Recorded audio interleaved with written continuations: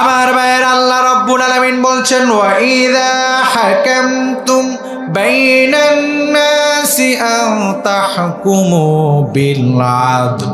ওহে দুনিয়ার মানুষেরা, ওহে দুনিয়ার বিচারকরা, ওহে দুনিয়ার জজরা, শোনো শোনো, ওহে এলাকার মাতাব্বররা শোনো শোনো, যারা বিচার কার্যালয় পরিচালনা করো, আল্লাহ পাক রব্বুল আলামিন বললেন শোনো রে, সাবধান, তো যখন তোমরা সমাজের মধ্যে বিচার করবে তখন তোমরা অবশ্যই সেখানে ইনসাফ কায়েম করবে।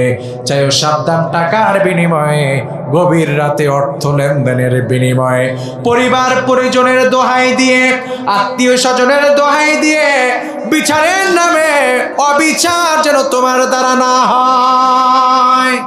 আজকের এই সমাজে যত অপরাধীকে আমরা দেখতে পারি, এই যে কিছুদিন আগে আমার প্রিয় ভাই জুলাই আন্দোলনের অন্যতম সিপাহ সালার শরীফ ওসমান হাদি ভাইকে যে হত্যা করলো শুটার ফয়সাল, আমার ভাইয়েরা আজকের দিনের শুটার সে ছিল না, এর আগেও সে অনেকগুলো এভাবে করে শুট করেছিল। অনেক জায়গায় গুলি করার রেকর্ড আছে, অনেক অভিযোগ তার বিরুদ্ধে আছে।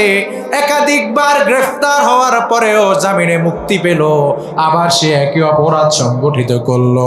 মূল বিষয় হচ্ছে ইসলামী শাসন ব্যবস্থা যদি কায়েম হয়ে যায়, একবার অপরাধ করার পরে ওই অপরাধী দ্বিতীয়বার মুক্তি পেয়ে আবার অপরাধ করার কোনো সুযোগ নাই, ঠিক কিনা?